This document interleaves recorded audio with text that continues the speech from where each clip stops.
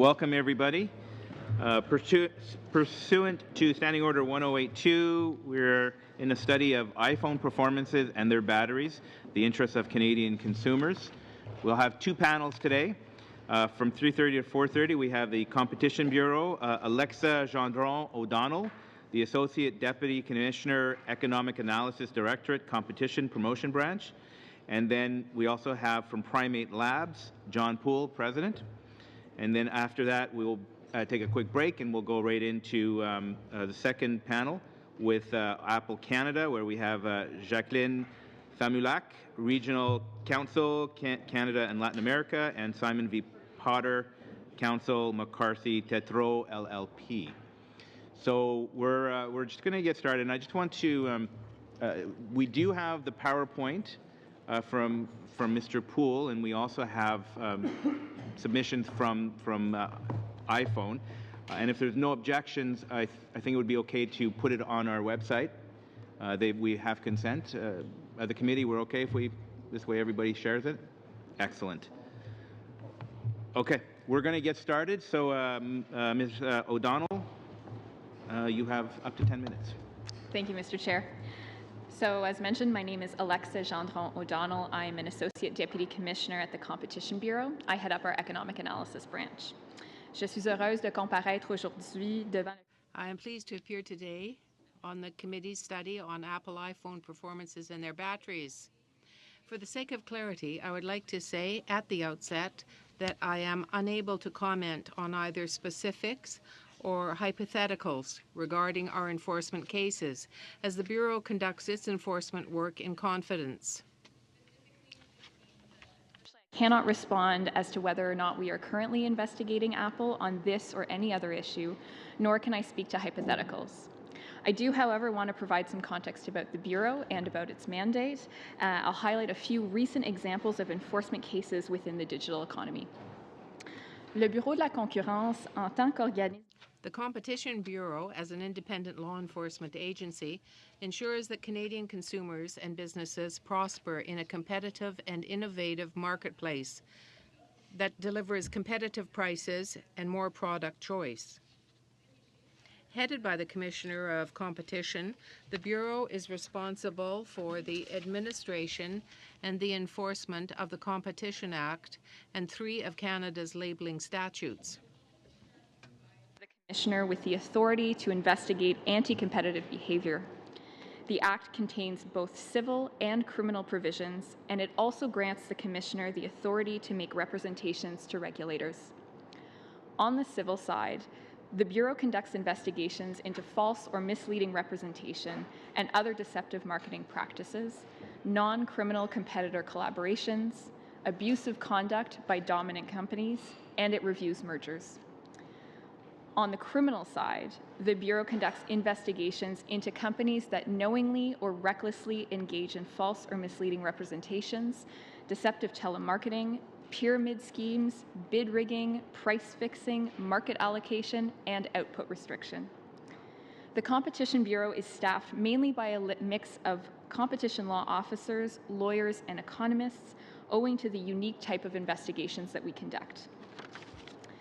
Given that many markets are global in scale, the Competition Bureau also regularly cooperates with its key international counterparts, including the US and the EU, and has developed partnerships with other law enforcement agencies and government regulators both internationally and domestically. The Bureau has 2 enforcement branches that investigate anti-competitive activity in the marketplace. First, the Mergers and Monopolistic Practices Branch reviews proposed merger transactions and investigates practices that could negatively impact competition. The second one is the Cartels and Deceptive Marketing Practices Branch, which fights criminal or deceptive business practices that hurt consumers and competition in the market. Les travaux internationaux. The Bureau's advocacy, economic analysis, and international work is supported by the Competition Promotion Branch, which actively encourages the adoption of pro-competition positions, policies, and behaviors by businesses, consumers, regulators, government, and international partners.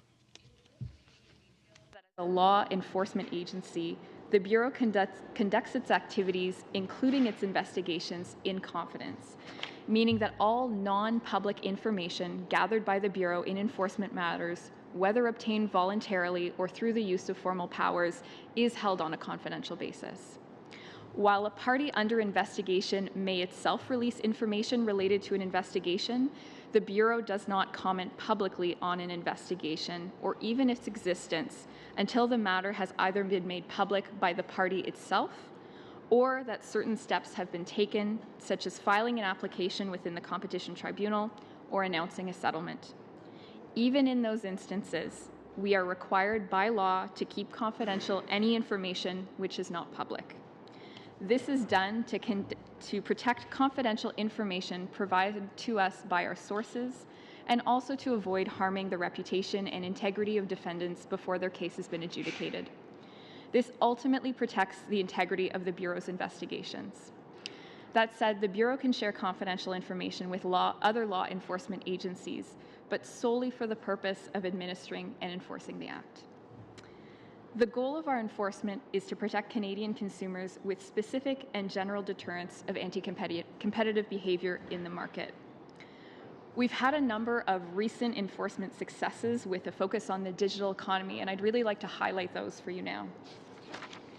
So last week, the Bureau reached a third resolution in its investigation of drip pricing in the car rental industry through a consent agreement with Enterprise Car Rental Canada. That company agreed to pay a $1 million penalty for what the Bureau concluded were false or misleading advertising for prices and discounts on car rentals. Those prices were unattainable by consumers because of additional mandatory fees tacked on right before checking out. Following on the heels of earlier agreements with Avis, Budget, Hertz, and Dollar Thrifty, the total penalties paid by these companies thus far is now in excess of $5 million. And a further $250,000 were contributed to the Bureau's investigative costs. Those companies involved have also agreed not to engage in this type of behavior going forward.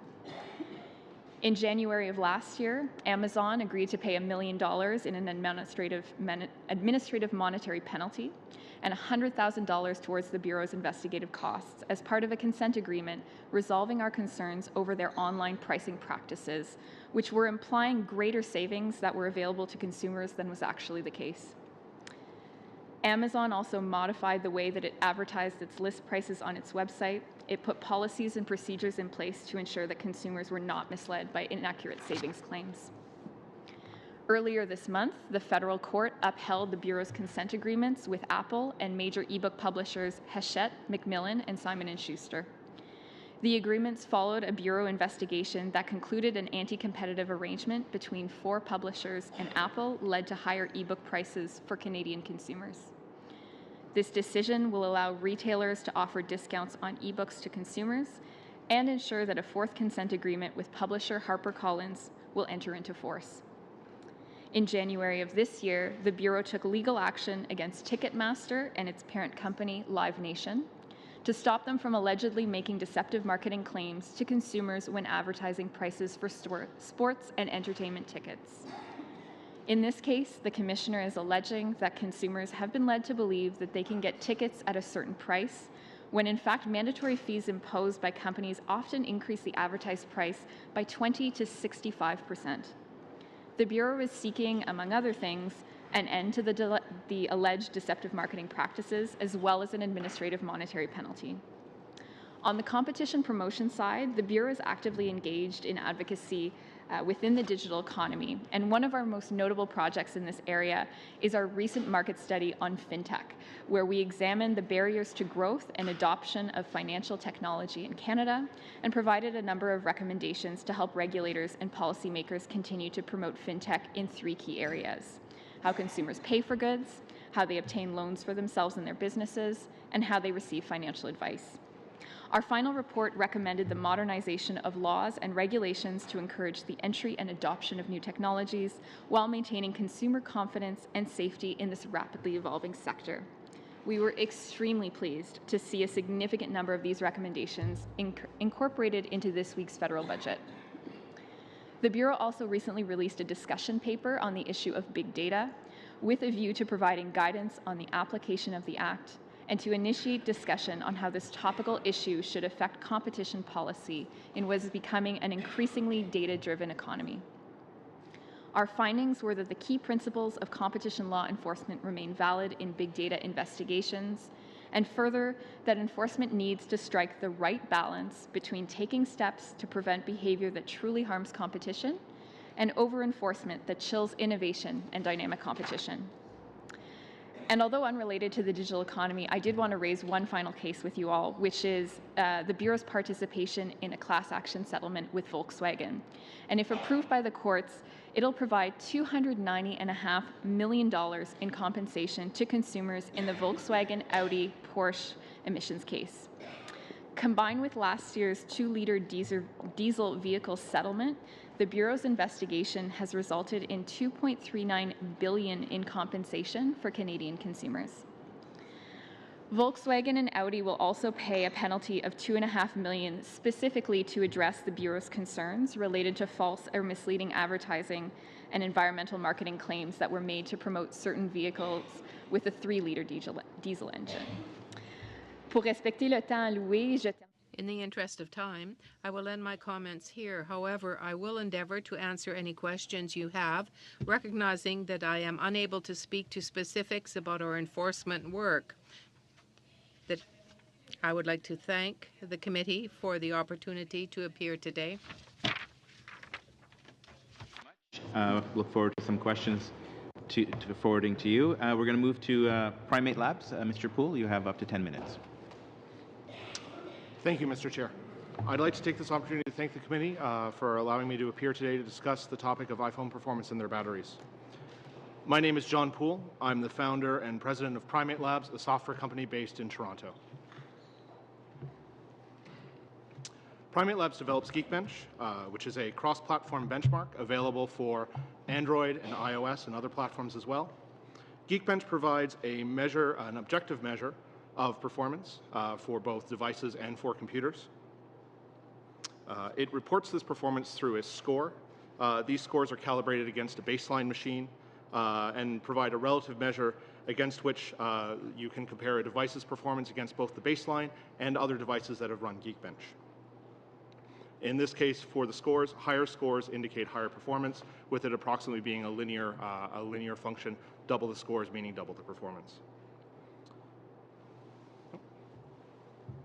Geekbench also uses the Geekbench browser, which is an online database in which whenever Geekbench is run, the benchmark results are uploaded to our server.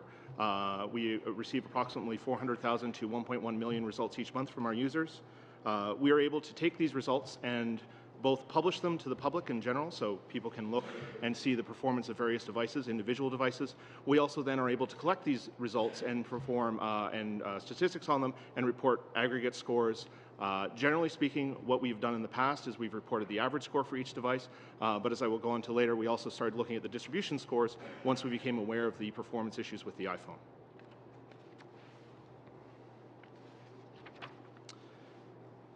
In the particulars for the timeline of events that led us to conduct this analysis, in approximately September of 2017, we started receiving complaints from our users, from Geekbench users, that their phones felt slow.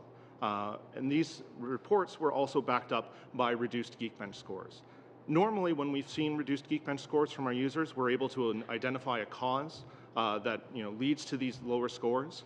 In this case, we were unable to determine that cause, nor were we able to reproduce the results internally on our own laboratory testing. We initially assumed that this was due to a software update, iOS 11, that Apple had released in approximately the same time frame. Whenever these updates come out, they cause the phone to potentially run a little bit slower for a little while as the phone upgrades its internal databases, rearranges data and whatnot to meet the new format of the operating system. And usually then these performance issues resolve themselves in a day or two as the phone finishes its background tasks. So our assumption leading up to December was that this was a software issue and that it would resolve itself fairly quickly for most users. However, in December of 2017, we came across a Reddit post with the title PSA, iPhone slow, try replacing your battery. And in it contained the quote that claimed that Apple slows down phones with low capacity batteries. Replacing it, meaning the battery, makes it the phone run at full speed again.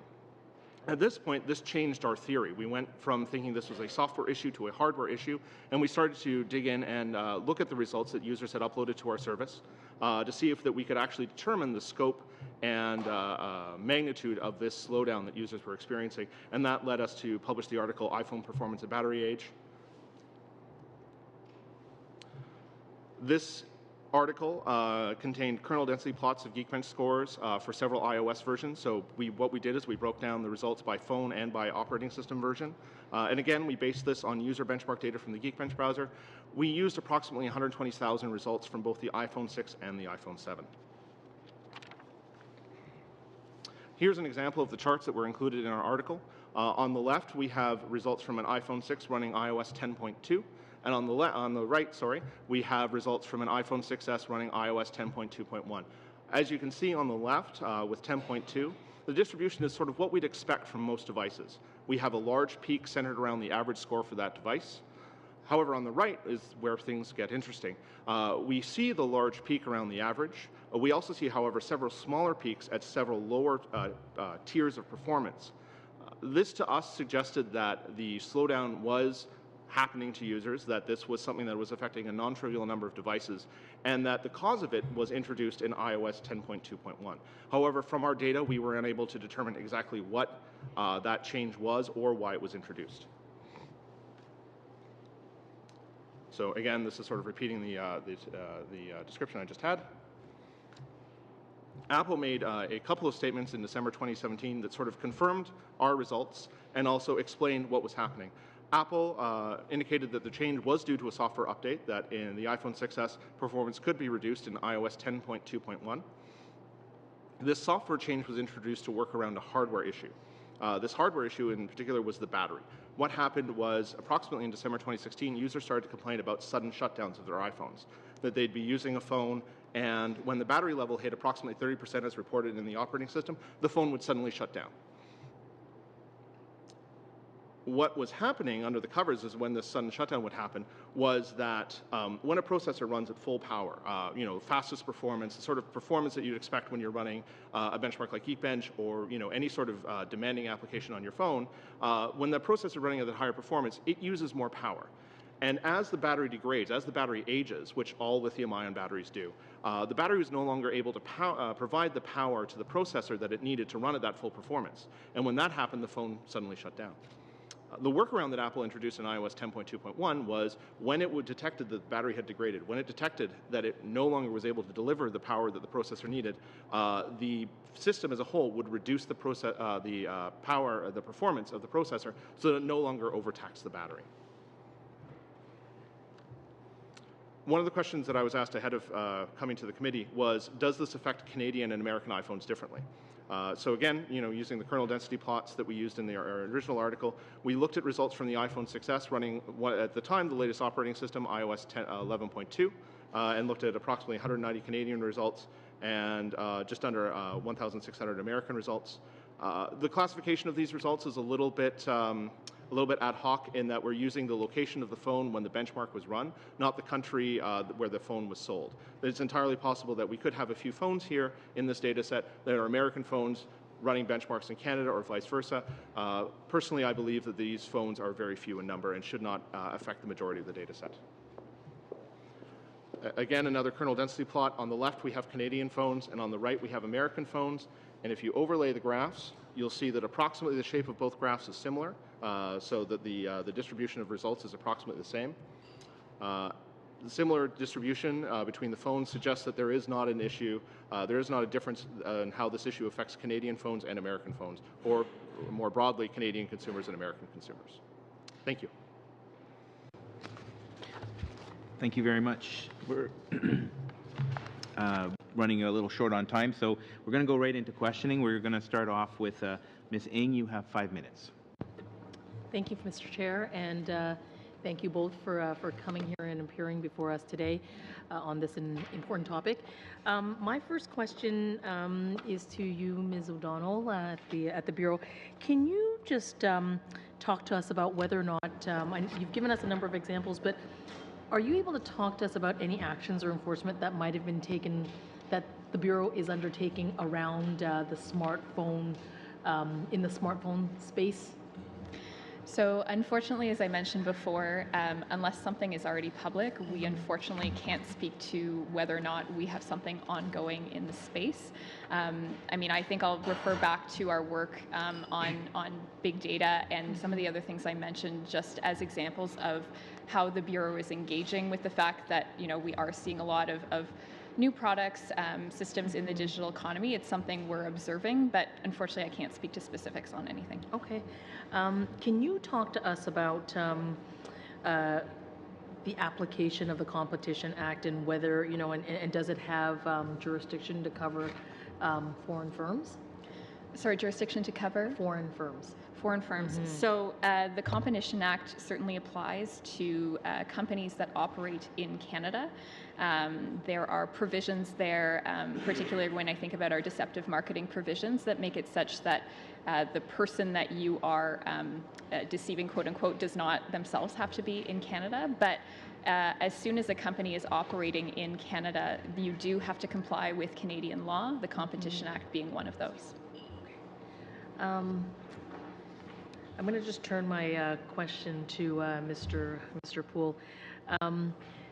I take it in the, you know, in the presentation that you have shared with us that the impetus for your company to look at this was a result of both data and sort of consumer experience. Were there any other factors for you to sort of, you know, look at this? Most of this was driven by both the reports of our users and from sort of the reports that we were seeing in media, especially around the time of the Reddit post. That's when interest in this topic really exploded. So mostly it was driven by that. You know, our individual customers complaining that their phone performance had been reduced, and then, you know, users seeing that you could have reduced performance and replacing the battery, of course, then suddenly made your phone operate as if it was new. And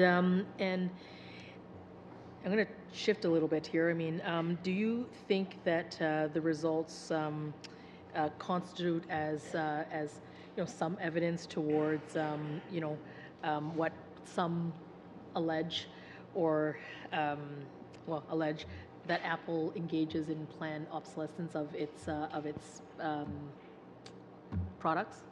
When I initially wrote the article, I said this was very unfortunate because this really does seem like planned obsolescence. Older phones are being made slower. In this case, though, it's not based on the age of the phone. It's based on the ability of the battery to provide the power that the phone needs. Apple was dealing with a particular issue where their phones were shutting down abruptly, and given the option between a phone that shuts down abruptly and a phone that simply operates slightly slower, they made the decision that a slower phone was better. Regarding Apple's perhaps lack of transparency around that issue, that's something that, you know, I'm not sure what they should have done there, but the lack of transparency certainly was disappointing and could definitely lead people to say this is an issue of planned obsolescence. I personally don't think that's the case here, though. Okay, thank you. Back to Ms. O'Donnell. What role does the Competition Bureau take with respect to consumer protection? So we have, within our Act, we have deceptive marketing provisions, and maybe I'll just tell you a little bit about those. So we've got civil provisions and we also have criminal provisions. In our civil provisions, we're looking at representations to the public that are false or misleading in a material respect. And when we look at that, we think about the general impression that the representation gives, but also the literal impression. And when we talk about material, that's really our way of saying, you know, to what extent did that representation cause a change in consumer behavior? So one example of that could be whether the consumer bought the product or not. The criminal provisions are very similar, but obviously there's that extra element of criminal intent. So what we would say, you know, did they do it knowingly or recklessly? And in that sense, it's a little bit different because we obviously also involve our colleagues at the Public Prosecution Centre of Canada, Service of Canada, sorry, to help with those. So there are provisions there that, while they're not consumer protection per se, that's the mandate of our provincial colleagues. They are really there to protect consumers from false or misleading advertising, and those are the ones that we enforce. Great, thank you. That's very helpful. Okay. Thank you very much. We're going to move Monsieur Bernier. Vous avez 5 minutes. You have 5 minutes, Mr. Bernier. Thank you. Thank you very much, and thank you for being with us today. We appreciate it very much. Well, The research that you did you have any feedback from some of your peers about the quality of your research and investigation? We haven't had much direct feedback on the research. Generally, the feedback has been positive. Most people that we've spoken to, particularly with a statistics background, have said that the research seems quite sound. Okay. And so your conclusion on all that, you're saying that the Canadian iPhone and US iPhone had the same challenges. So do you think, and I'm sure that you've read the proposal or the answer from Apple, so what do you think about their position? And you said that a lack of transparency, but after that I think they came forward with a proposal. So do you think that their excuses or their position it's a real one, or they were deliberately doing that to push the sales of the new phone? I'm not sure. Which proposal are you referring to, sir? Sorry? Which proposal are you referring to, sir, from Apple? Yes. Which proposal? But their answer after all that, the proposal that they sent to the committee. I haven't read the proposal that Apple has sent to this committee, sir, no. Oh, okay. So, but you know that what Apple said after that happened, so do you think that they were doing that not intentionally, or that was intentionally to try to sell new phones? I'm not sure whether they were doing this intentionally or not to sell new phones. I do believe they should have been very transparent with this at the beginning. When they reduced the performance of the phone, the fact that this was a mystery to basically all consumers, including myself, and I think I'm fairly well positioned to comment on performance of phones. This result caught me completely by surprise when I discovered it in December. I wish Apple had been very transparent from the beginning.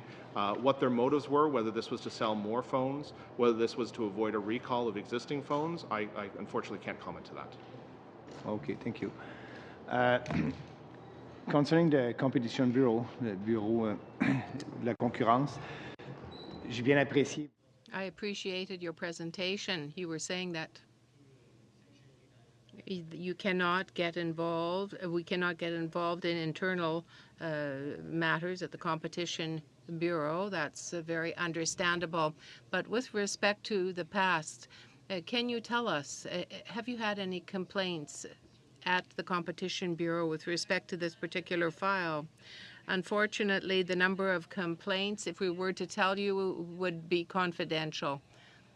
We do have an office that accepts complaints and deals with those complaints. That is what I can say. Thank you.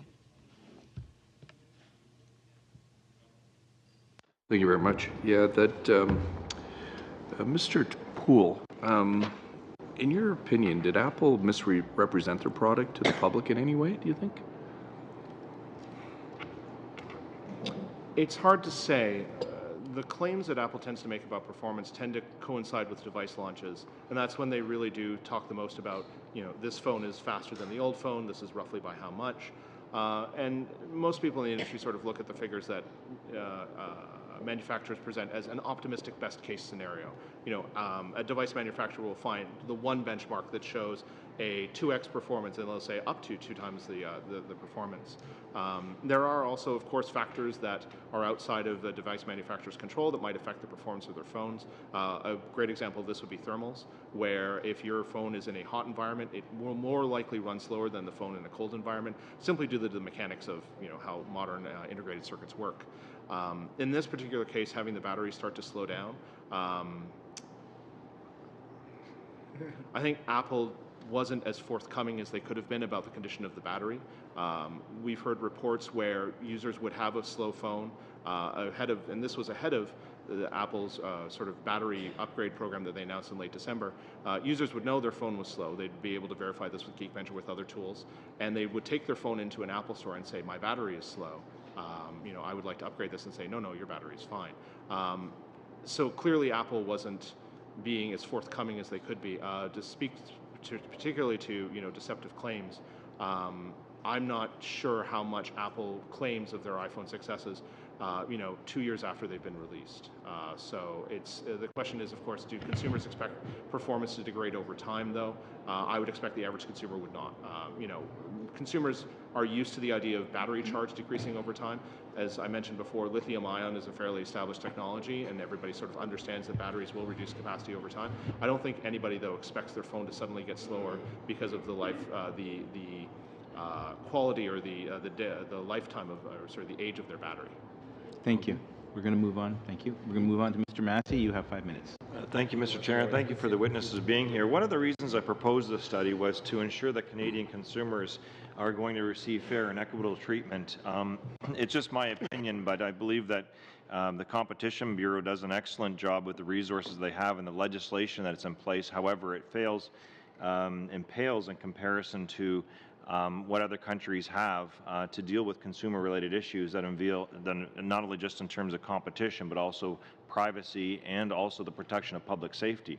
My first question to Mr. Poole would be, your analysis of this, have you done this type of analysis for any other phones or operating systems? And if you have done, what were the results of those in terms of your analysis that you did here with the graphs? Is a good one to the people to grasp and whatever. Is this a normal practice that you would do, or is this something that was kind of developed because of the complaints coming in on the particular phones that you did them on? We developed these graphs in response to the public interest in the iPhone battery issue. We have run these charts for other phones. We've done sort of a selective sampling of popular Android handsets, as well as also laptop computers, anything basically running off of a battery. These problems currently are unique to iPhones. Yeah. So, have you subsequently run them on any other newer models of iPhones or previous phones, or has it just been this particular model? We've looked at the iPhone 6s. We've also looked at the iPhone 7. The iPhone 7 has a similar issue. The performance issue started appearing in iOS 11.2. We believe it's too early for this effect to show up in the iPhone 8 or the iPhone 10. Yeah, and this is one of my concerns that I have, is whether or not this is a one-off or a pattern of behavior. We've seen cases similar to Volkswagen and others, and also was involved previously with the Toyota file, where there were several statements by the company that proved to be erroneous in terms of consumer protection and the problems related to their products. Ms. Gendron O'Donnell, if I can move to you with my time that I have here.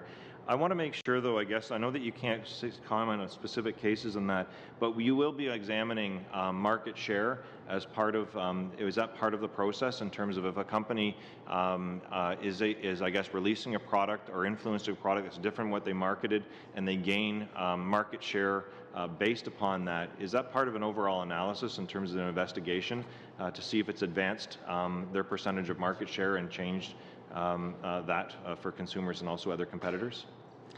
So again, without being able to speak to the specifics of this case in a general sense, so the analysis that we undertake really depends on the part of the act that we are looking at. So for example, in an abusive dominance matter, we are certainly looking to see whether the company is dominant. In a deceptive practices matter, I believe what you're referring to would come into play if we determine that penalties were required. We have a list of factors that can come into play when we're determining, for example, how large an administrative monetary penalty should be. And one of them could, in effect, be how long the conduct took place, what was the breadth of the conduct, the extent to which there were other factors such as profit made from this conduct. So in certain ways, those kinds of analyses would fit with our investigations. And with that, I know not to this specific case, but I have the opinion that the $35 compensation for the batteries is tenuous at best, especially with shipping costs. I don't believe that's my personal opinion, that it's not sufficient for consumers. But for compensation on any product or service and the result of that, are you able to levy any type of, I guess, correction? Can it be different than what's proposed in other countries? And then lastly, if I could, Mr. Chair, to make sure that I have time here, France, Israel, South Korea, and the United States are under different investigations. Are you able, under the legislation, to communicate with their different agencies and organizations, governmental and justice-wise, to participate in any type of information and sharing process? So I will say, from a general perspective, we have a lot of cooperation with our counterpart agencies, as I mentioned in my opening remarks.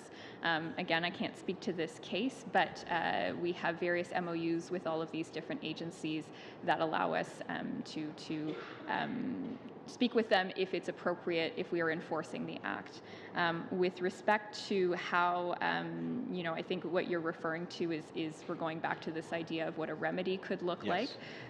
So when we, for example, negotiate consent agreements, that can take a large variety of forms. And maybe I'll point to a previous case we have with TELUS, where they committed to restituting up to $7.34 million to affected consumers. So the form that penalty takes is very case specific, depending on the facts of our investigation. Thank you, Mr. Chair. We're going to move on to Mr. Bayless. You have 5 minutes. Thank you, Chair. Mr. Poole, I'd like to understand a bit more of the technicalities. If I understood you correctly, barring this update, my phone's running along. Once it hits about 30% left in the battery, what will happen if I don't do this update? If you were not to apply this update to your phone, when your phone hit approximately 30% charge, if your battery had degraded past a certain point, then your phone would be susceptible to shutting down unexpectedly. Should, say, an application, let's say you launch an application or do something... It would just shut off on me. It would just shut off immediately. Did that problem exist on previous phones? I started the Apple 6, is that correct? iPhone 6? Did it? I believe it did start with the iPhone 6. It was a large issue with the iPhone 6s that attracted some media attention in approximately December of 2016. That was the first phone where I'd heard of this in a widespread manner. So when that happens, I would have a choice normally if I saw that happening. What would I normally have done if they didn't do this software update?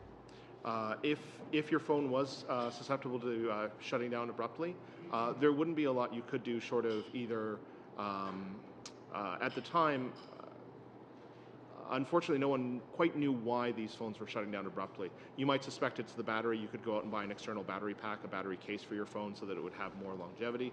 You could take it into an Apple store and have the battery replaced at your own personal cost. Those would be the options available to you. Changing the battery or supplanting the battery. Exactly. So I didn't necessarily have to have it run slow. If I could have had that choice if I knew, look, either you change the battery and your phone can keep running at a normal rate. I wasn't given that choice in this case, and I wasn't told about it. Something just happened, right?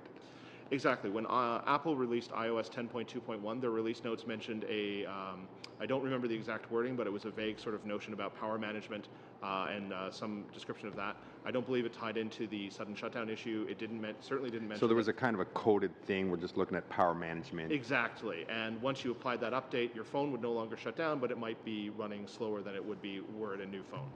And then, so that happened, they put this out, people unwittingly knew, and they updated their phones, and then suddenly, because of your expertise, it came to your attention. Is that what happened? That's correct. So both our customers were complaining about it, and once we saw the Reddit post indicating that changing the battery could improve your phone performance, that's when we switched our theory from this being a software issue to a hardware issue, and that's when we did the analysis and discovered just how severe and how widespread this issue was. Have you seen anything like this in other technologies that you monitor, where the company might change something without advising people and it seriously degrades its performance? We've seen issues in the past where perhaps a new software update will cause a performance degradation. Usually that's treated as a bug and fixed. It may be an oversight on the company's part, then is immediately addressed in a subsequent update, or something where... But not done on purpose? Generally speaking, it's not on purpose. There may be slight drops, 5 or 10% due to a new technology or a new way to work around things. Perfect example of this would actually be the Spectre and Meltdown fixes that have come out recently to address security flaws, where there is the potential for having your device run slightly slower as a result of these fixes. But that's not hidden from the... That has received a lot of publicity, and people generally understand that this could be a side effect of applying these... But it was not hidden from the consumer? Not at all, no. So this particularly, we can say was... Well, you can't speak to that. Question then for the Competition Bureau. You said that you've done a lot of work with digital economy. You also mentioned, which I found interesting in your notes, that you're doing a lot of work in fintech. A lot of people use their iPhones for banking now, and you said that the recent budget, you were very happy with, extremely pleased was your words, with the recent budget. What was in the recent budget that helped the Competition Bureau? What was the recommendation that you made to the government that were in the budget that you're pleased about?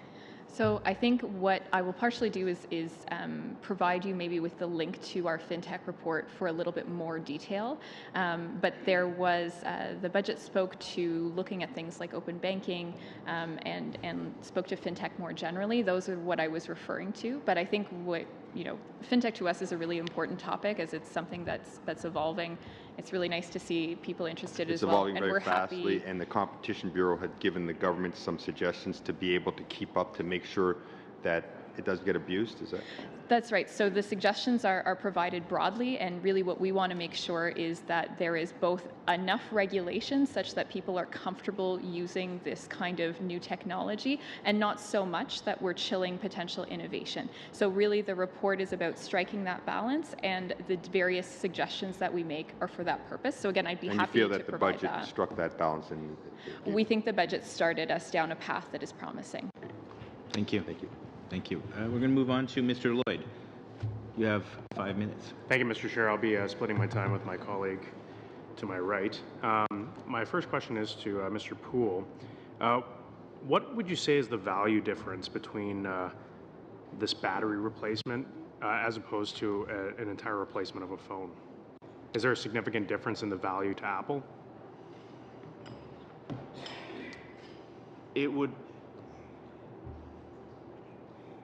The value to Apple right now, especially considering that they're operating the battery program at a severe discount, I unfortunately can't speak to the particular cost of a new battery versus a new phone.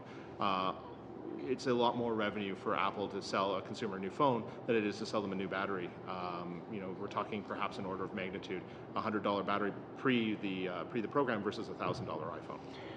And that's what's really interesting to me, because as a layperson who doesn't have the experience of someone like yourself, we sort of expect our phones just to get slower over time. And when that degradation happens, we often, I think many of us would say to ourselves that perhaps it's time to get a new phone. And when these slowdowns happen and they're due to batteries, not the phones themselves, I think many people will go and they will buy a new phone. So would you say that this issue has led to a great growth of magnitude and value to Apple, as opposed to if it had been more transparent and told people about the battery changes? It's hard to say how many people went out and bought a new phone versus replacing their battery due to this issue. I know anecdotally speaking, we've had a number of our customers come to us after we published these results and said, exactly that they had a slow phone, that they had been confused and thought simply it's time to upgrade, so they'd gone out and purchased a new iPhone. Realizing now, in hindsight, they may have been able to replace the battery and have a phone that operated much faster than it had before. I do know several analysts have commented that this iPhone battery replacement program, the severe discount that Apple's introduced in December, could have a material impact on the number of iPhone units that Apple ships this year. So you'd say that because people are now aware of this battery issue, that will have a material negative impact on Apple's sale of new phones? I know several analysts are suggesting that, and their reasoning seems sound to me. Okay. And do you think that, you had stated that you couldn't really say, if this, it's unfortunate that it wasn't transparent, but you couldn't really say whether this if it was planned obsolescence. But would you say then that, this lack of transparency essentially created a great deal of value for Apple? It's entirely possible that it could have. With consumers encountering a slow phone and deciding to upgrade, it could have shortened an upgrade cycle. Maybe perhaps a consumer would have held on to a phone for 3 or 4 years, and this issue may have caused them to replace the phone after a year and a half instead. Thank you. And I guess my next question to Ms. O'Donnell, Gendron O'Donnell, just speaking on a broader, comparing our competition systems to those in other countries, I note a number of articles, France is pursuing a criminal probe, and other jurisdictions seem to have take very tough actions when they see these things happening. Do you see, a reason for Canada to move in that direction? So as I mentioned before, Canada does have both civil and criminal provisions in its act, and in terms of things like deceptive marketing, abuse of dominance, we do have quite strong provisions already, even if they are not, identical to our counterparts. Obviously, the changes to the law itself rest with the department, ultimately rest with Parliament. But what I would say is, if you look at the penalties that are available under our act, we have some quite strong ones. Sorry, I guess I took all the time from my colleague, but I guess my final question would be, do we have a law in Canada against planned obsolescence? So The laws in Canada that we enforce don't often name specific types of conduct. We tend to have laws that are broader. So, for example, against deceptive marketing, against abusive dominance. And I think I described them a bit earlier, so you have a sense of what they cover. But the idea is that those laws are designed to capture, deceptive marketing generally, ensure truth in advertising generally, look at abusive dominance generally. So, this is kind of where those laws lie. In your opinion, would it be helpful to your department to have more direct wording, such as specifically stating planned obsolescence like they do in France? So as I said before, the Competition Bureau doesn't hold the policy function with respect to its laws, so the department would be the one to speak to. I'm not in a position to comment on that. Okay, thank you. All right. Thank you very much. We're going to move to Mr. Sheehan. You have 5 minutes. Mr. Chair, before I begin my questioning, I just need a point of clarification. In our package, we received a letter from the CRTC addressed to you, dated February 26, 2018. In this letter, the Commission identifies how many complaints they have received related to the iPhone performance. Are we able to share that? Is that public information? Yes, it was circulated to the entire committee. So there's no objections, and we'll actually put that letter on our website as well. Okay, so that will lead to my first question. So for the Competition Bureau, Alexa, we have this letter from the CRTC where they identify the number of complaints that they've received, of being 20. I'm wondering if the Competition Bureau would be able to identify the number of complaints they've received related to iPhones as well.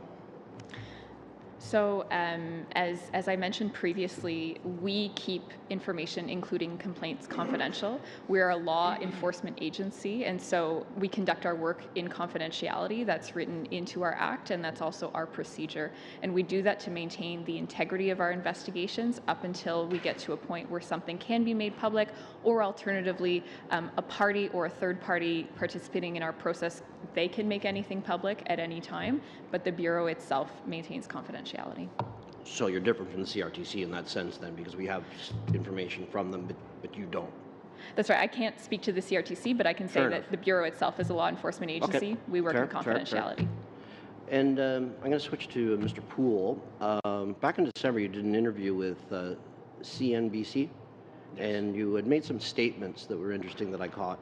And you had talked about how, when you told them that you felt that Apple could have been more transparent with its changes to software, and it may not be the best idea to skip future updates, and also the fact that you felt that their communication was not well. Could you explain to this committee what you meant by those two statements? What I meant by the first statement, commenting on Apple's transparency or lack thereof, I was disappointed when we discovered this to realize that this was a change that Apple had introduced with basically no notification to the user. I think when they changed the performance, when they changed the way the phone functions in such a fundamental way, this is something that should have been transparent to the user from the very beginning. Also, if the battery was degrading to the point where it was affecting other functions on the phone, to have some sort of notification in the phone that would indicate that this was the case would have been great.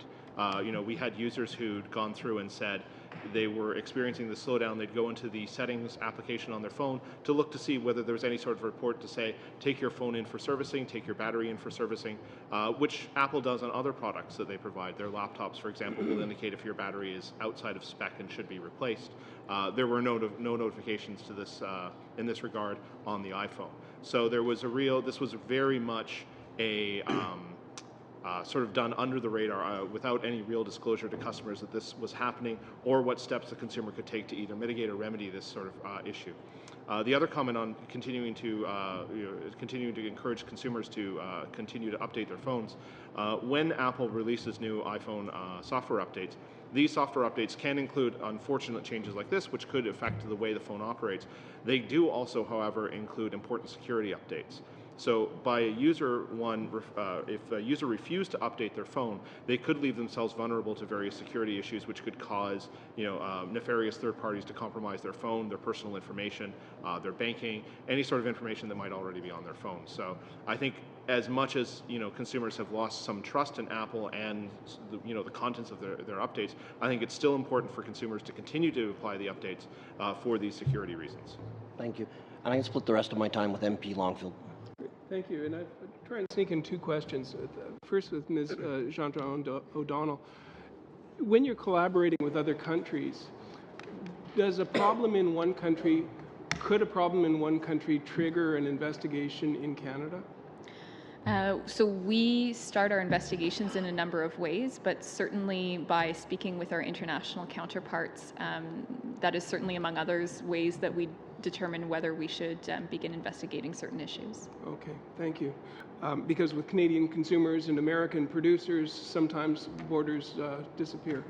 I think we know that products and services are getting more global all the time, Right. and to us it underscores the need to work together. Great, thank you. And I've got a quick technical one for Mr. Poole. I'm a hydraulic specialist, so I'm translating this into pressure and flow. And when you put power in, when you're trying to get too much pressure out, you can reduce your flow, which sounds like what they're doing in this case is a technical solution. Does your agency look at technical solutions, or do you just look at complaints and let's say battery as a replacement, could put in a larger horsepower electric motor in a hydraulic system, or you could dial back your flow on motors to be able to get more things done with the same amount of power?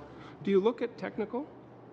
We will occasionally look at certain issues. In regards to batteries, we tend to sort of treat the battery as a black box that we don't fully understand. Right. Our expertise really lies in the processor itself.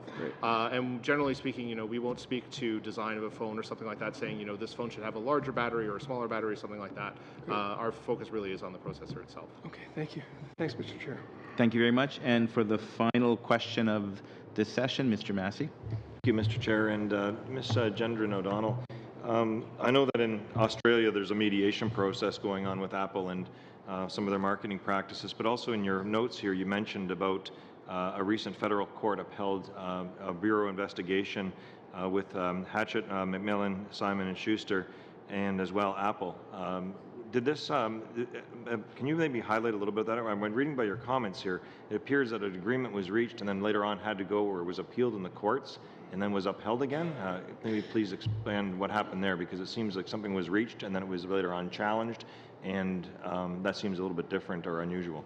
That's right. So the Bureau reached a consent agreement with a number of parties.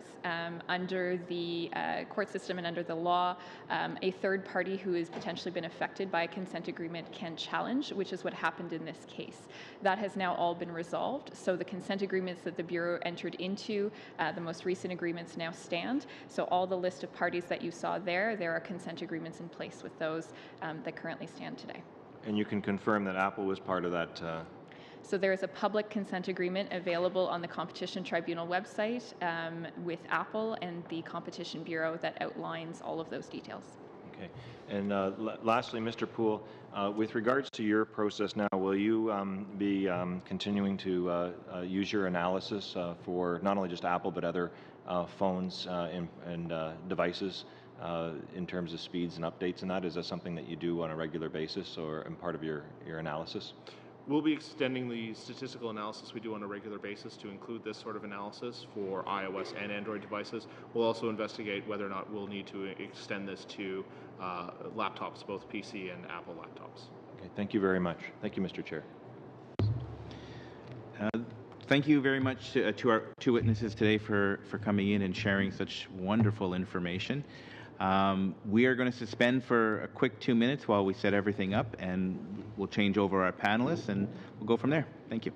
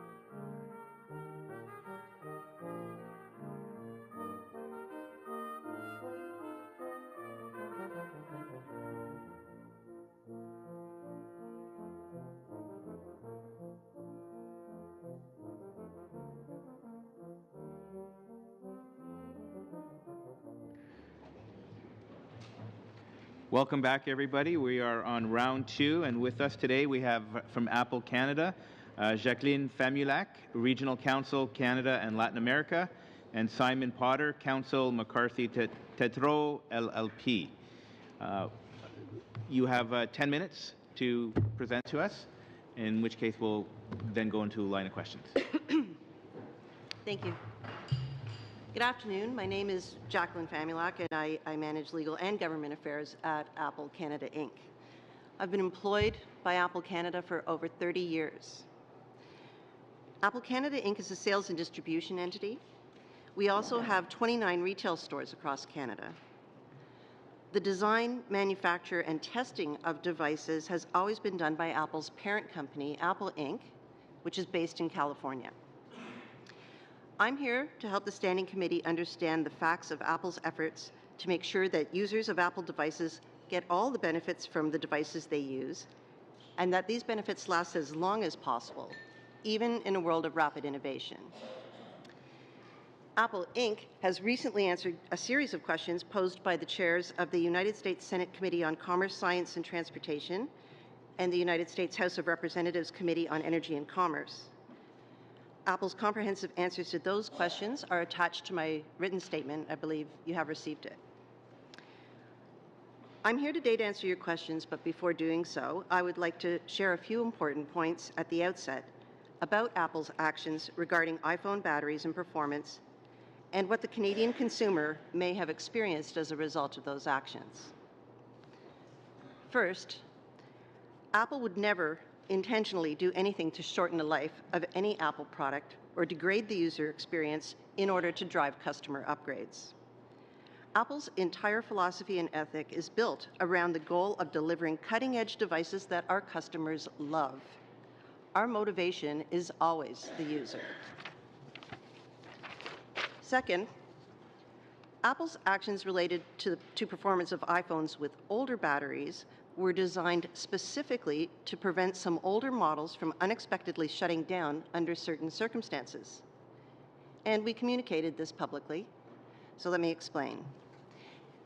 In order for a phone to function properly, the electronics must be able to draw power from the battery instantaneously. But as lithium-ion batteries age, their ability to hold a charge diminishes, and their ability to provide power to the device decreases. Very cold temperatures can also negatively affect a battery's performance. A battery with a low state of charge may also cause the device to behave differently. These things are characteristics of battery chemistry that are common to all lithium-ion batteries used in all smartphones, not just Apple's. If power demands cannot be met, the iPhone is designed to shut down automatically in order to protect the device's electronics from low voltage. We do not want our customers to experience interruptions in the use of their iPhones, whether that's making an emergency phone call, taking a picture, sharing a post, or watching the end of a movie.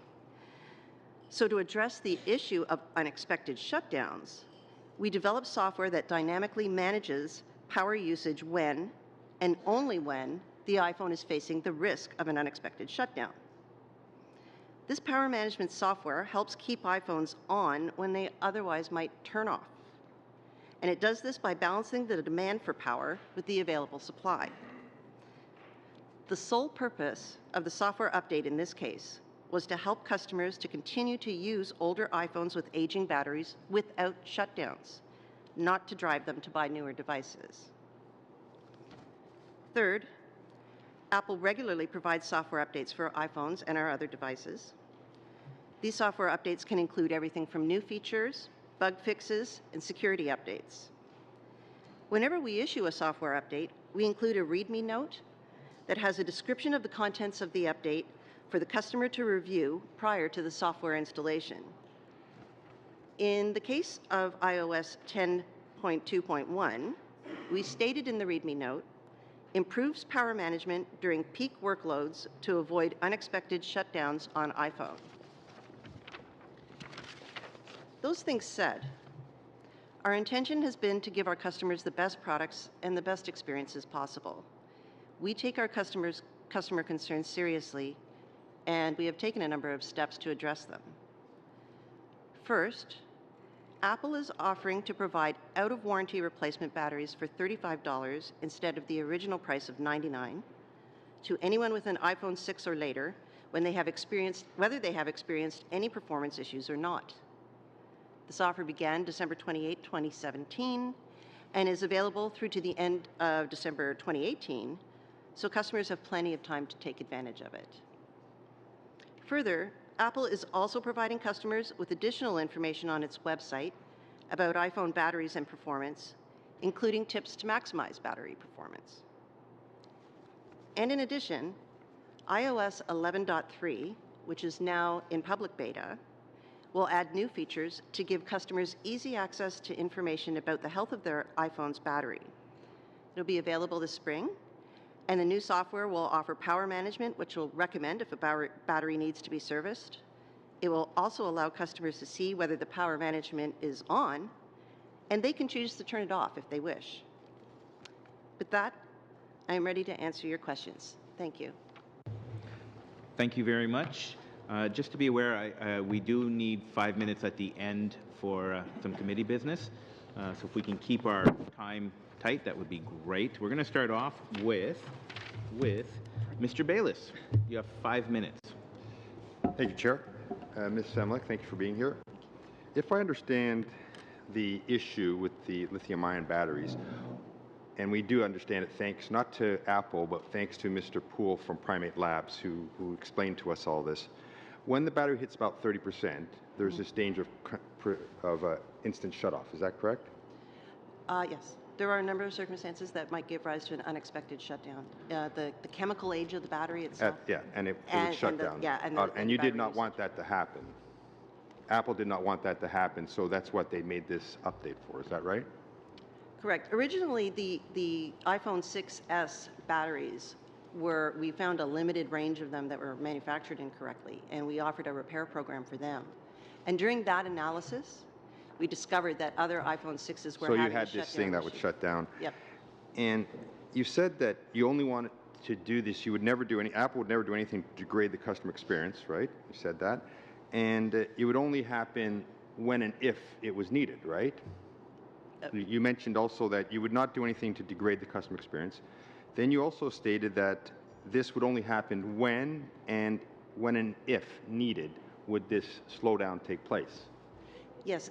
So what the software does is it looks at the variables. So it looks at chemical age, it looks at the room temperature, it looks at the state of charge of the battery, and then it looks at those and it adjusts its levels accordingly in order to maximize the performance. So what we do know, and we have to say we know this only from Primate Labs because Apple has not released any of the technicalities that you're speaking to. However, we do know that the problem happens at 30% left on the battery. We also know from his work and his studies that, and it's estimated, your slowdown might happen anywhere at 70% to 30%. Why would you slow the phone down if I have 70% on my battery if you know the problem's only going to happen when I've got 30% left? Why would you degrade my user experience right at 70%? We're not attempting to degrade it. What we're trying to prevent is the unexpected shutdown. But we know it's not going to happen, and we don't know this from Apple. We know this from a Canadian company that discovered this problem. We know it's going to happen around 30% battery life. Why would you slow the phone down if I had more than 30% battery life? If the other factors are in existence, such as the chemical age of the battery or the ambient room temperature being very cold. So the software is looking at all three things and deciding at what point. Is Apple ready to release this formula that they use? Are you ready to put that out there to say this is why we use it in this way so that that theory, what you're stating, can actually be tested? I would have to consult with the parent company in order to release that information. Why would you not release it? Because if I understood, Apple made all these changes and made no statement to anybody about them. Is that a fair statement, that when you made this change, you didn't inform anybody? We informed people that we had solved the problem of the unexpected shutdowns. That's what the iOS software was designed to do. So the fact that you didn't feel it was necessary to let them know that we're slowing down your phone? We felt it necessary to, yes, we felt that it was very important to our customers because that's what we were hearing from our customers, was that the unexpected shutdown was a huge problem and that a slower phone that can keep recording, valuable information or keep watching a movie. I'll come back to my question. Maybe no one's complained to you, but I've heard it, and I myself have a phone which I complain about when it's slow. So it may be news to Apple, but many people don't like a slow phone. Having said that, if you didn't need to slow it down at a certain point, why would you slow it down before you needed to? When the other conditions are in existence. So But like I that said, would mean that you needed to, but you didn't. in order to preserve the components in the phone, the power will Let's try will be another one. managed. Can you tell us at what point just the battery life starts to die that you need? Is it at 30% as we were told by Mr. Poole, or is that incorrect? Is it at different points, not just 30? Could it be at 40, 50? It's at different points. It could be at different points. What points could it be at? I don't have that information. At what point do you absolutely, what would be the worst case scenario? Like I've got 70% left on my phone and I need to slow it down at that point? Is that fair to say? It's going to really depend on the user and the other factors that are in existence. So if you have 70% on your phone and it's very, very cold, the power management might be diverted and you might experience differences in performance. But when the room temperature changes, that might change again. That's what the power management was designed to do. Why can't I know that? Why can't you just tell? You've been found out. Why can't you just explain this is the algorithm and how it's going to work on your phone, Mr. Bales? Why can't I know that? Very briefly, please. What we did do was we provided the README document and the support pages on our website that explain how the power management works and what conditions it does work in. Thank you, Mr. Thank you very much. We're going to move to Mr. Lloyd. You have 5 minutes. Thank you, and thank you for coming today and for your testimony.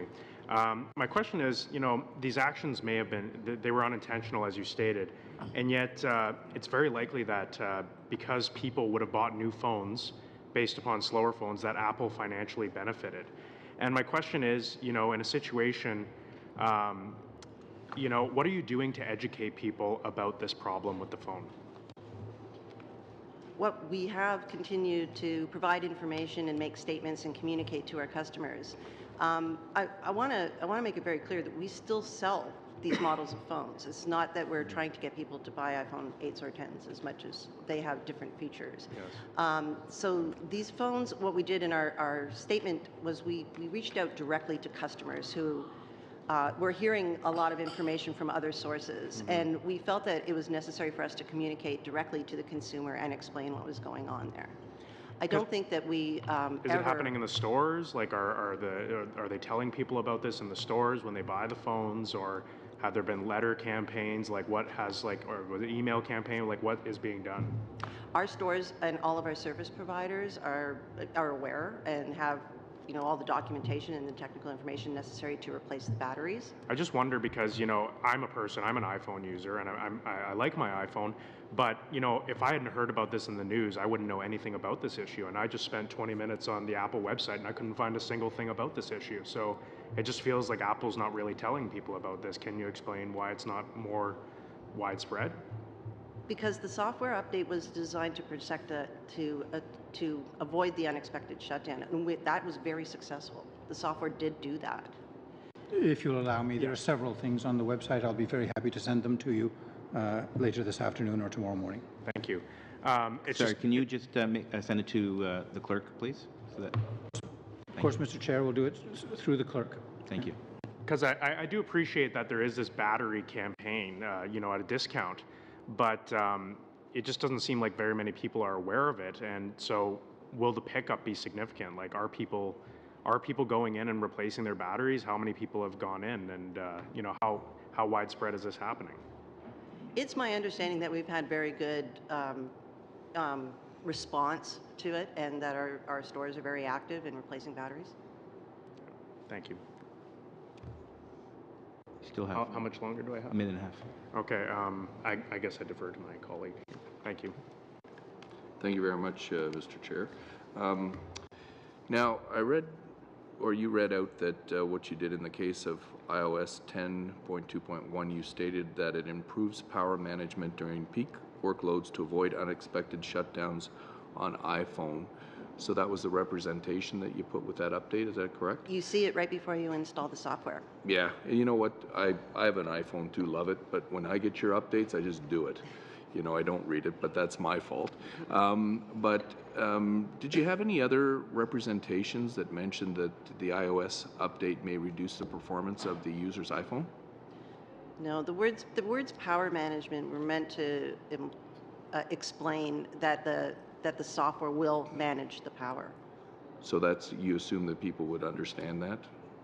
Well, people who use batteries, I think, or all devices do have batteries nowadays, are used to the degrading of batteries. I think that it's a welcome change to see somebody who's saying, we have some software that's going to manage your battery performance and make it last longer.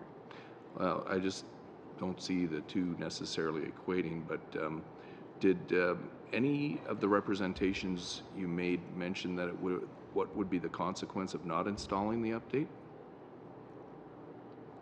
Most likely the unexpected shutdown, because that's what the software update was designed to do. Because Mr. Poole was also saying, like, a lot of this was done under the radar, and many people would just automatically do it because they would be worried about not having the upgraded security. But perhaps some individuals may have wanted to make a different choice. Do you feel that you did explain it well enough? I think that when people do a software upgrade and it has a README, announcement prior to the upgrade that says fixes security bug or updates a flaw somewhere in the software, that they should be doing it. So we encourage that, and I think that whether or not a person reads it, the fact that they're no longer having unexpected shutdowns is a benefit to them. Thank you very much. Mr. Massey, you have 5 minutes. Thank you, Mr. Chair. Thank you for being here today. One of the things I'm curious about is, where do you do your testing for the iPhone? We probably we do it at our headquarters in California, and probably at every manufacturing site where we make batteries. So that's where you do your cold weather testing as well? No, it's a serious question, because yeah. I mean, it affects when people are using their iPhone in very northern areas. It would affect performance, and you identified that, and everybody knows that. So you do your cold weather testing in California? We would probably be doing it in cold rooms. Yes, we have extensive testing facilities for doing these things under all different temperatures. Okay. And who made the decision at a 30% shutdown? So Mr. Bayliss was talking about, and what he was getting at was, somebody decided at 30% to have the software activate and go from being, not, I guess, dormant to active. Why not 20%, I think is what he was getting at. If I'm, there are 40%. Who made that decision?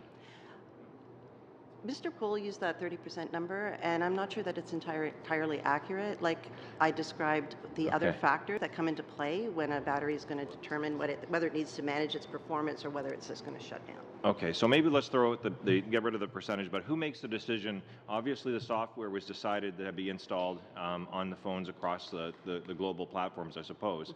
Who made that decision? To update the iOS for the unexpected shutdown? And not disclose that to the public. Like who in Apple decided? I mean, it's a knowing thing that you had. You have the product here, and then you have the software which is designed to affect the phone, and the phone then was affected, but it wasn't disclosed to the public. Who made that decision in Apple, in your organization, not to disclose that to the public, including Canadian operations? Who is that person? There was no decision made not to disclose. We did provide the statement that explained it. So if I could step back, when we first did the update, it was designed to prevent the unexpected shutdown, and it was successful. And we have a huge number of our customers who do these updates regularly. Moving forward, we started hearing that some of our customers were concerned about a slowness.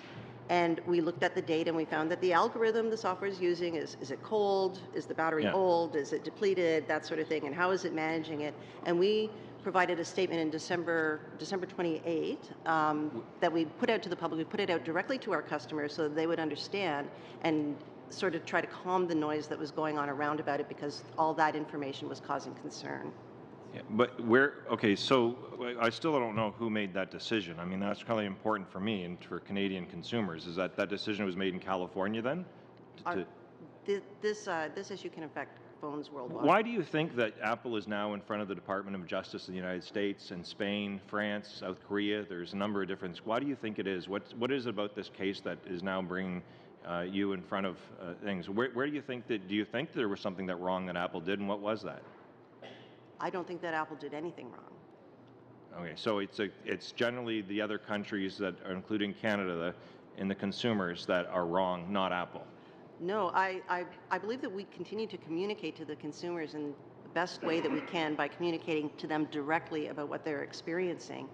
I can't comment at all about what the other countries have alleged or are investigating. With regards to the refund, $35, I noticed in all of your media thing, you make mention that it's $99 and you do it for $35. Why was that chosen? Who chose that figure? And it was $99 originally, and then they're shipping as well. Why not just replace the battery, because you affected the performance anyways? Yeah, to be clear, what the program is it is a replacement program for $35. So we're not refunding people $35. Right. So anybody can go to a retail store or an authorized service provider in Canada and obtain the battery replacement for $35. Yeah, but if you live in Northern Ontario, for example, you have to use shipping or that, and why wouldn't Apple cover that? I believe that we have service providers. We have over 1,300 service providers across Canada. Yeah. Where in terms of, though, the decisions being made, though, in terms of if it was from $99 down to $35, I just think you should be doing it. I mean, it's just, but that's my personal opinion. But where is that decision being made? I'm just curious. I mean, I think Canadian consumers want to know, is it all coming out of California? If that's the case, it's fine. I think we're looking for answers here. Yeah, the decision is made on a global basis, and the price is a Canadian price. According to, I believe it's $29 US, so we have $35 Canadian, and it's applied equally around the world. Okay. And with regards to, I guess, moving forward, will Canadian consumers get reciprocity should Apple change its policies related to that of reimbursement or compensation with the court cases in the United States, Spain, France, South Korea? Will Canadians receive the same treatment and immediately as those other countries undergo their separate investigations of Apple? Mr. Mass, thank you very much. This gives me an opportunity to speak as the lawyer here. With respect, I think it's not appropriate to ask a company to decide in advance what to do about a result or a settlement unknown in future in an unknown country.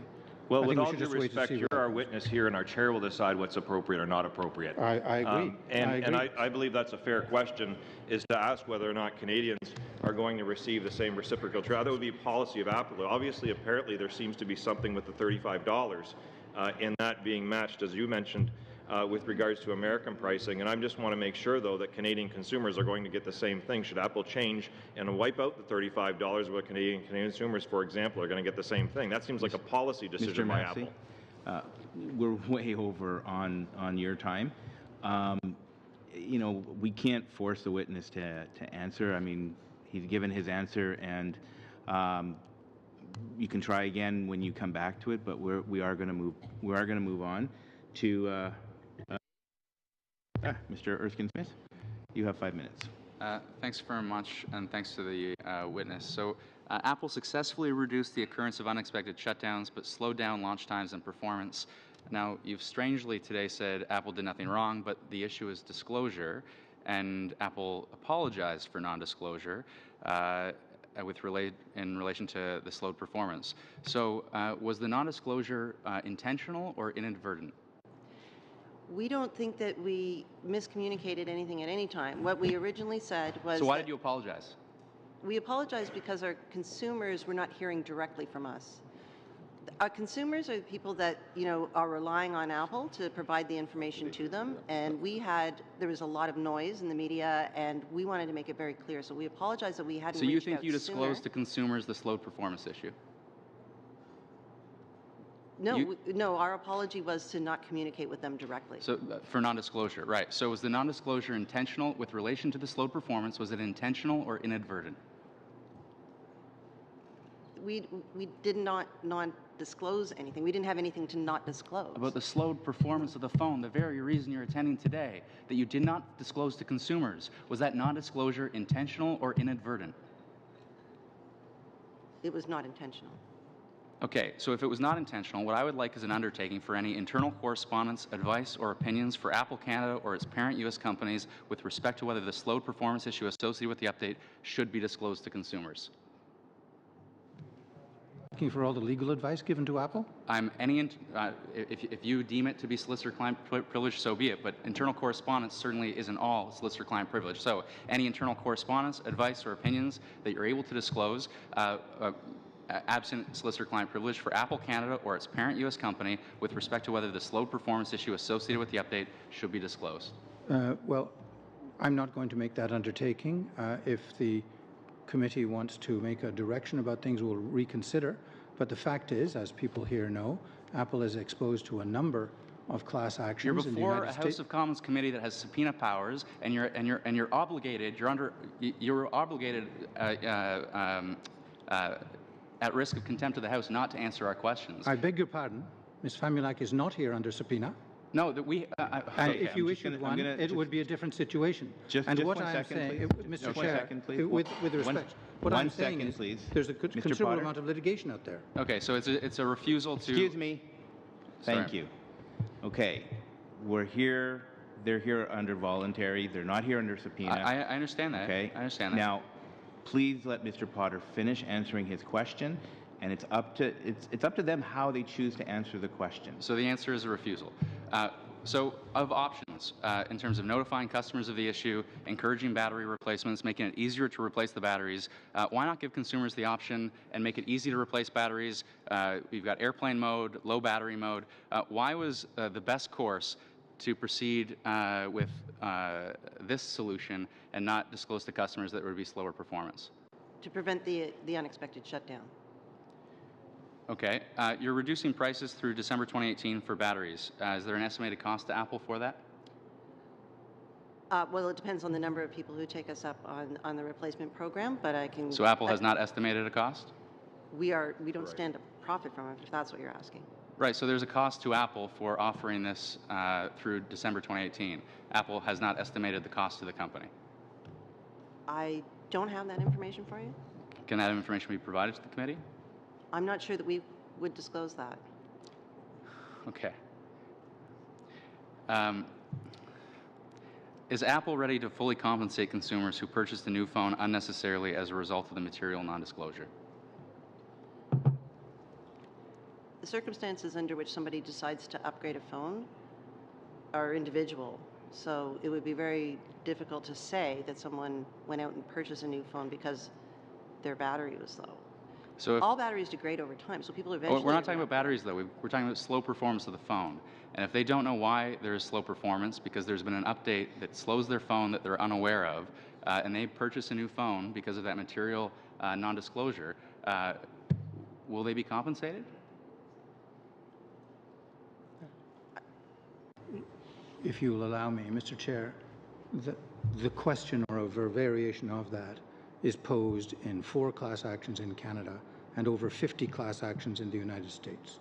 And there will be a result of one way or another on those things as to whether there was a material non-disclosure and who qualifies to be a member of the class in each case.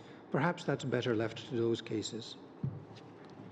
Thank you very much. We're going to move to Mr. Carey. Thank you very much, Mr. Chair, and thanks again to the witnesses. Yeah, my questions are basically, you look in Canada, Canadians are big fans of your products. They really like, I think in my house I've got like 8 of your products with my family. One of the things Mr. Poole brought to my attention that I wasn't aware of, as this was coming down the pipe, there were Apple customers that actually went to Apple stores and had their devices evaluated, and they were told that there wasn't really a problem. That was, if I'm quoting them properly. Yeah. Yeah, but with this as a new experience for Apple, I suppose, has Apple put in some internal operational changes that if something like this comes up, it could be actually brought to the public's attention a little bit quicker and maybe a quicker solution?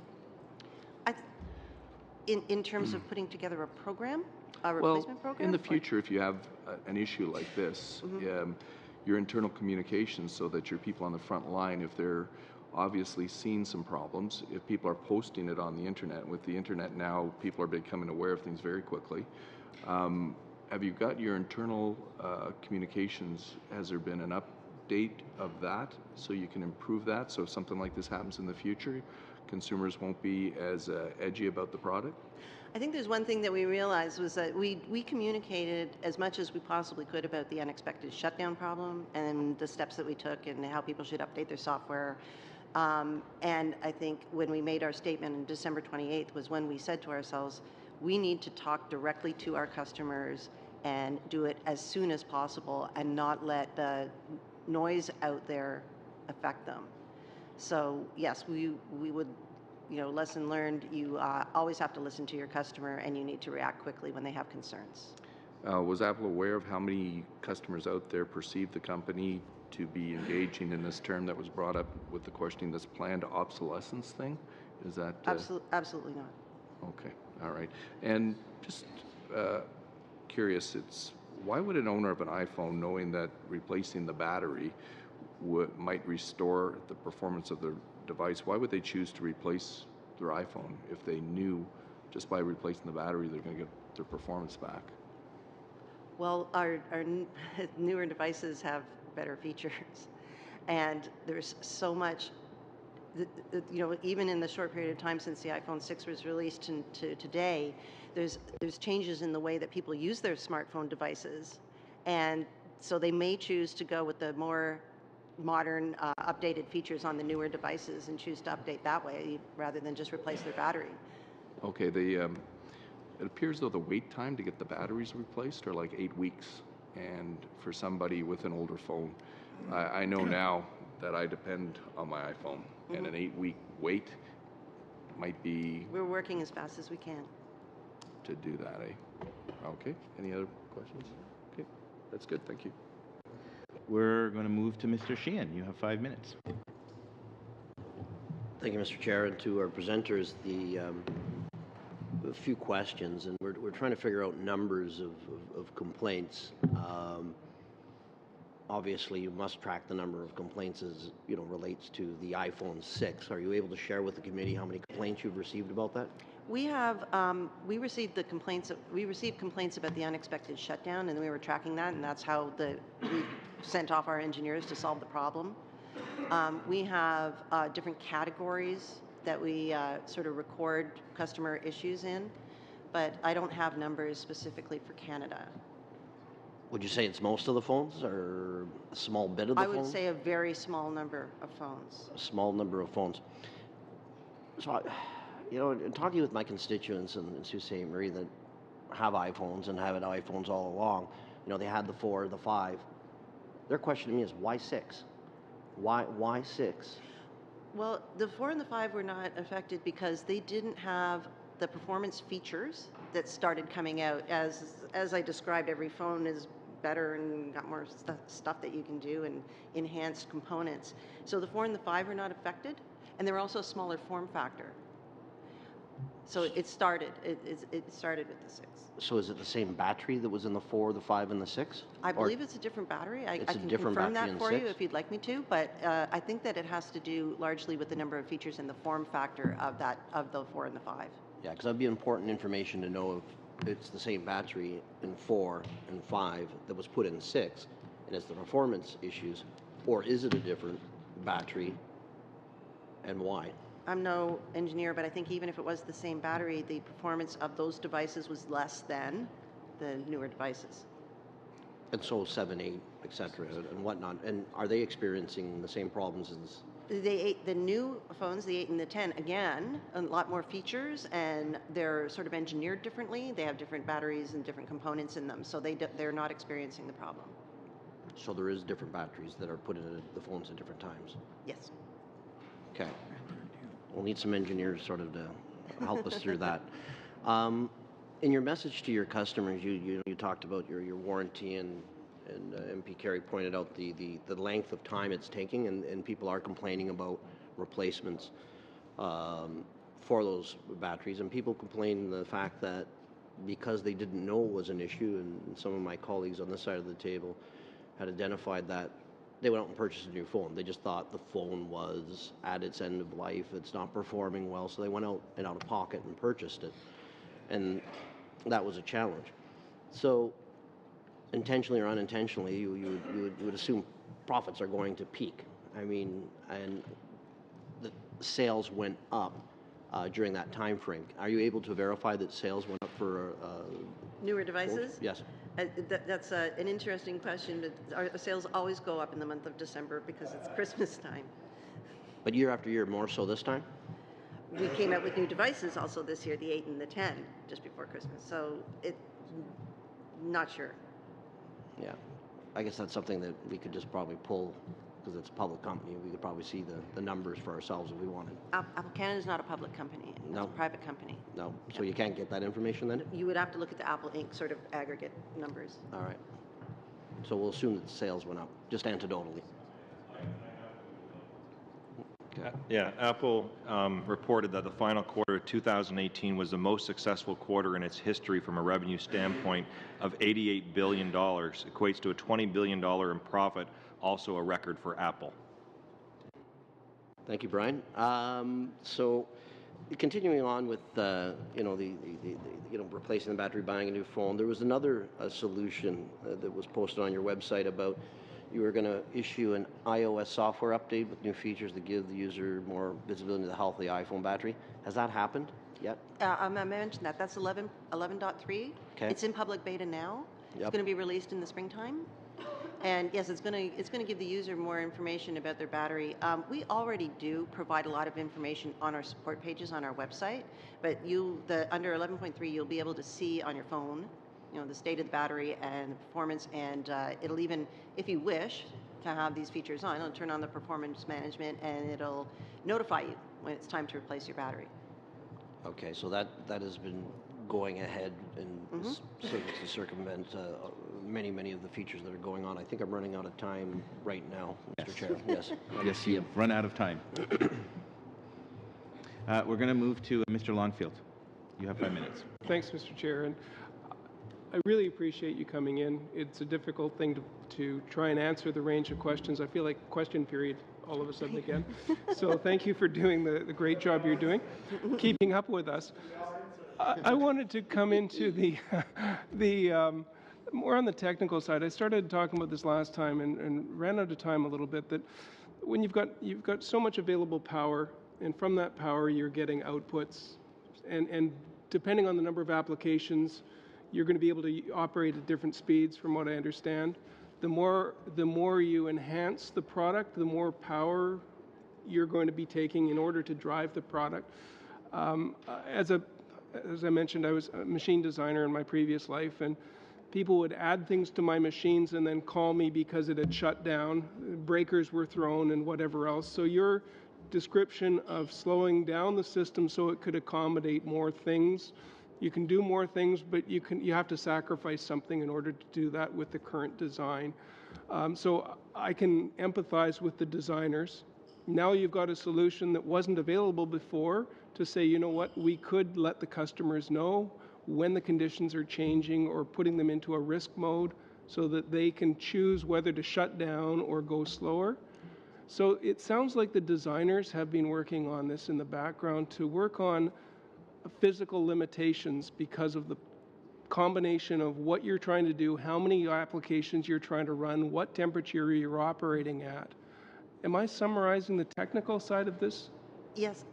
What the engineers did, and how it was explained to me, I'm no engineer, was that they developed a lookup table, and the lookup table is looking at different things. It's looking at the user's the workload that the user is putting on it. Are they watching? Right. Are they playing games? Right. Are they working? Sure.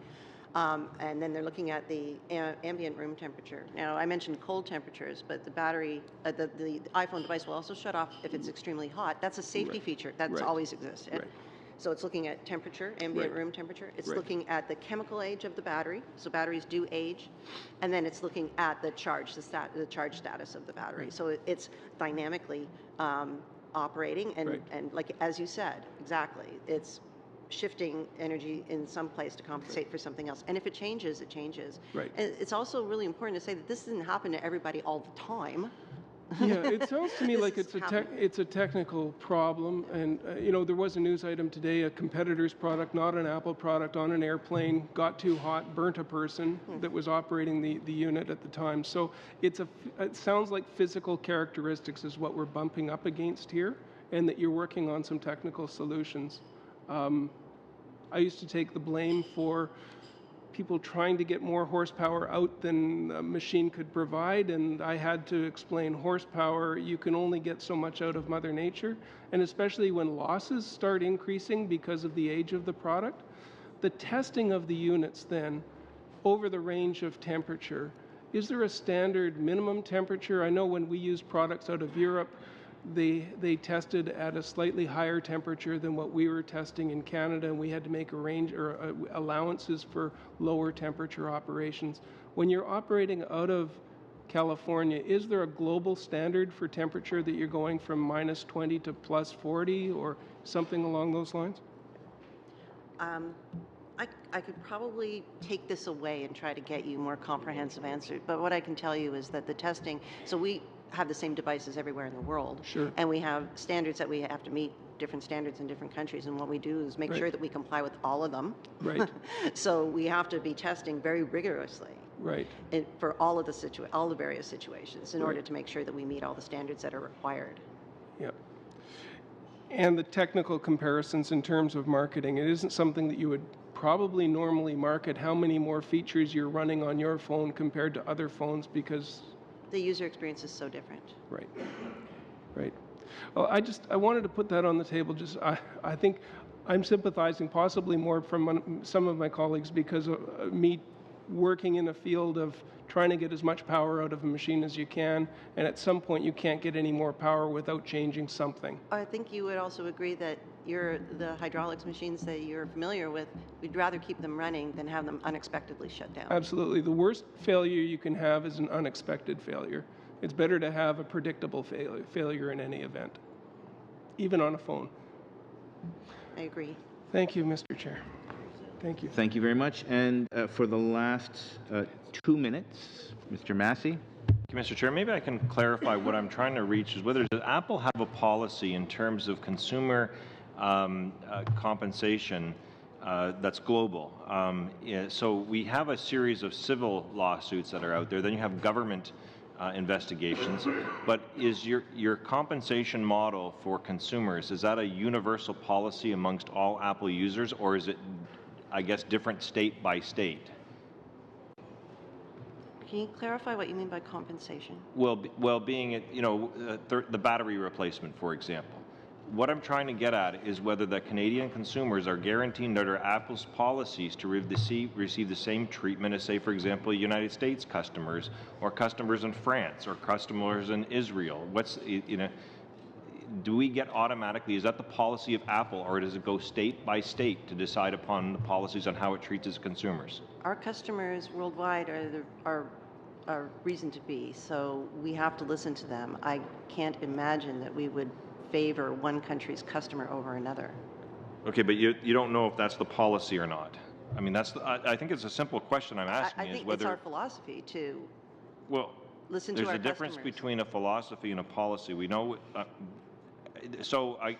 then I guess it's your philosophy. Then I expect the same thing, and this is what I'll guess come away with this, is that Canadian consumers are going to get the exact same treatment as anybody else in the world. They currently are. Yeah, okay, and that's what I'm at. Now, sorry, I just want to interrupt for a second. I know you didn't have the answer, but could you follow up with that and forward, if you can get us the answer to that? I don't know if there is an answer, but certainly, Mr. Chair, we will find out if there's a better answer to give than the answer Ms. Famulak has already given, that Canadians have been treated identically to everybody else so far, and whether there's any policy in place which makes that unexpected in future. Thank you. Yeah, and that's what we're looking for, is whether or not that's the policy or not of provision. And I know that I have limited time, Mr. Chair, but the question that's out there is Apple, for example, in Canada, you've fallen from 2010 from 73% of the market to 51% of the market in 2017. Do you believe that this obviously has an effect on your operations, but is this a one-off?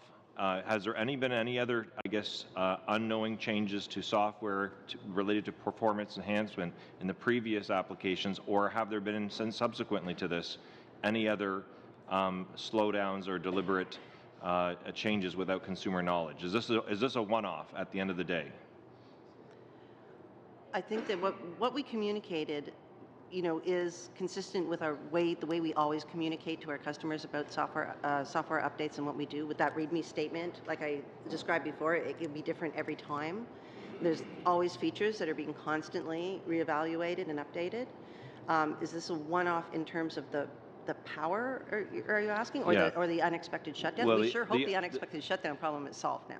Okay, but in terms of software to performance, though, without customer knowledge, has any other software since this one here, has any other updates had similar, I guess, programming to what we're currently looking at right now? This is the current software right now. So as I described, 11.3 is coming out with some enhanced features. Right. Yep. Okay. Thank you very much for your time here today. Thank you very much. Thank you. I don't normally jump in with my own questions and comments, however I will on this one. I had the same similar situation with my iPhone, and this is the first that I'm hearing, because my phone was shutting down at 30%, and I took it to an Apple store and didn't hear anything about. I love Apple. It's a great product for me, and I was disappointed because I remember walking into the Apple store and just being very frustrated with the lack of answers that I was getting, because it wasn't an older phone. It was relatively new. So take that back for what it is. It was very frustrating for me. Having said all that, I thank our guests for coming in. I hope it wasn't too uncomfortable. But we learned a lot today, and we're going to suspend for a quick 2 minutes, and then we're going to go into camera. So anybody who's not supposed to be here, please don't be here.